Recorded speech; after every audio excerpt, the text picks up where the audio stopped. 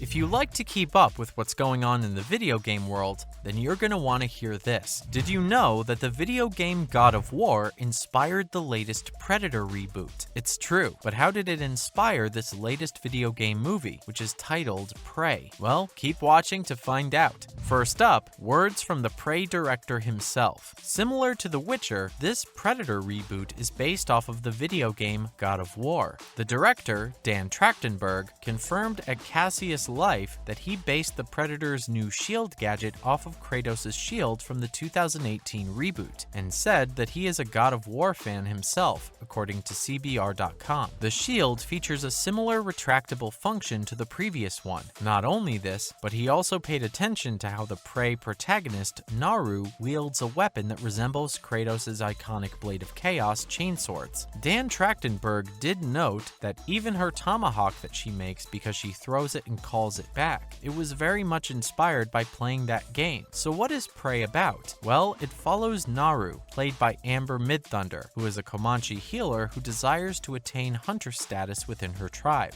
This goal aligns with a lone predator's arrival on Earth, and this subsequently forced Naru to engage and outsmart it after both warriors learned about the other's existence. And since its release on Hulu, Prey has quickly become the Predator franchise's most acclaimed title, and received a 93% rating on Rotten Tomatoes. The original actors of Predator, Jesse Ventura and Billy Duke, have also voiced their own support for Prey, and have praised the strength of Dan Trachtenberg's direction and Midthunder's lead performance on their Twitter pages. Will Prey get a sequel? CBR.com shared with fans of both the original and the reboot that although its mid-credit scene laid the foundation for another conflict between Naru and the Yaujta, a sequel to Prey has not officially been announced. The film's closing moments both retconned and tied Prey into past Predator entries, confirming that a flintlock pistol she received was the same one given to Predator 2's Mike Harrigan in 1997. And guess which billion-dollar company responsible for both comics and movies dropped the first issue of a new Predator comic series? Marvel. And the comic focuses on a woman whose name is Theta, who hunts predators in the name of vengeance. Who was replaced in The Witcher? Fans are excited for The Witcher Season 3. However, many don't know that one of the antagonists will be replaced for the upcoming season. So who will be replaced? And what actor will be replacing him? Well, the actor who plays the character Rhys will be replaced for Season 3. In the show, he was a mage who had been sentenced by Queen Calanthe of Sintra for 10 years in prison for crossing her. He was originally played by Chris Fulton, but it's been recently confirmed that he unfortunately won't be returning for Season 3. So who's replacing him? Well, set photos show that Sam Wolf has replaced this villain. Wolf has previously been in The Crown and Assassin's Creed Valhalla, and from the looks of set pictures, he does look like he'd play a good Rhys, but only time will tell, as Season 3 hasn't been released to Netflix yet.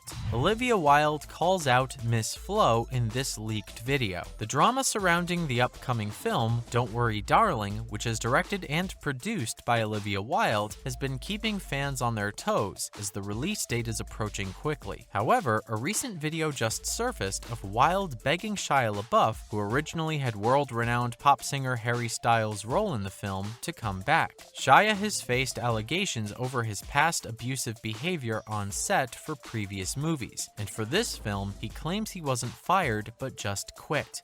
You and I both know the reasons for my exit, he wrote in an email to Wilde, which he then shared with Variety magazine recently. I quit your film because of your actors, and I couldn't find time to rehearse, he had said. And then this most recent clip of Wilde leaked of her pleading with LaBeouf to come back to set. I too am heartbroken, and I want to figure this out, Wilde had said in the video. Her condescending tone mentioned the co-lead of the film, Florence Pugh, is what angered fans. I think this might be a bit of a wake-up call for Miss Flo. She mentioned the Academy Award-nominated actress and continued, and I want to know if you're open to giving this a shot with me, with us. If she really commits, if she really puts her mind and heart into it at this point, and if you guys can make peace. And I respect your point of view. I respect hers. But if you guys can do it, what do you think? Is there hope? Will you let me know? She asked the actor. And that's when fans of Florence Pugh became outraged, and many took to the social media platform platform Twitter. "Someone hold me back," the video Olivia sent Shia, where she basically begged him to stay on the movie after admitting that she knows Shia makes Florence uncomfortable. One person retweeted Olivia's leaked video meant for LaBeouf. "Why was that so condescending? Leave our queen alone, babe." Another user tweeted, "Olivia begging an abuser to stay at the movie when he literally made the lead actress feel uncomfortable in her ultra-feminist movie," another tweeted. And Florence Pugh shockingly will not be doing any further press for the movie aside from its premiere in Venice, reports have confirmed. Styles has not yet commented on the situation. Updates on the Batman sequel. Recent reports have surfaced that production for the Batman has furthered, as the script is being worked on with Matt Reeves and his production team. Group co-chairs/CEOs Mike DeLuca and Pamela Abdy also spoke about their involvement with Matt Reeves and his vision for the Batman trilogy, along with the confirmed series The Penguin, which will be released on HBO Max, focusing on Colin Farrell's character in the film. Pam and I gratefully inherited the relationship with Matt from the Batman, and through the beginning stages of planning the Penguin series for HBO Max, DeLuca had told Deadline. "We were excited to nail down his overall deal, because it's a cornerstone of what we want to do with the filmmakers that are working at the studio. We want to create an atmosphere where all of these filmmakers can excel and do their work,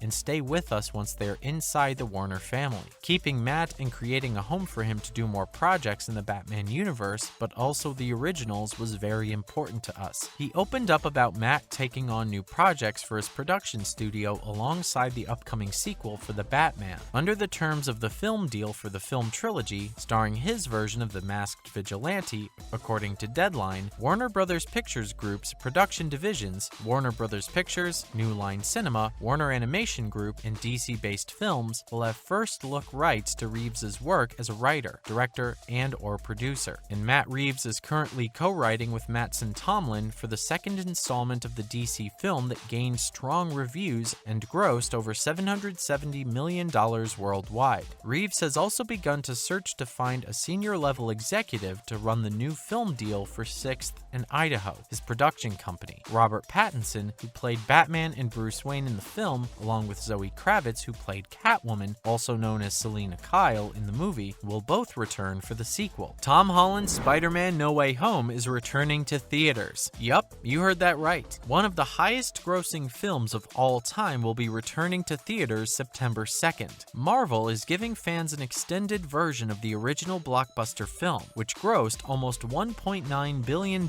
worldwide. Grab a friend or two and swing into theaters September 2nd to experience #Spider-Man No Way Home one last time on the big screen with more fun stuff. Get tickets now. The film's Twitter advertised the extended cut in a tweet. The film even has a new movie poster, this time with all of the Spider-Men on it: Tom Holland, Andrew Garfield, and Tobey Maguire. Even though the villains of this movie weren't kept a secret, with the original actors from both Garfield and Maguire's films reprising their roles, Garfield and Maguire's appearance for the film were kept under wraps before the film's release, despite high speculation and denial from both Holland and producers. So now fans love that all of the Spider-Men can be featured on the poster, without the risk of the movie being ruined for others. It's been almost a year since the film first came out, and less than 2 months since Marvel's last film, Thor: Love and Thunder, has been released. So what did you think of the video? What do you think of the inspiration behind the Predator reboot? Do you think the recasting of the Witcher villain is a good fit? What about the drama surrounding Olivia Wilde's new movie? And do you plan on seeing the new extended cut of Spider-Man No Way Home? Let us know in the comments. And don't forget to like and subscribe before you go.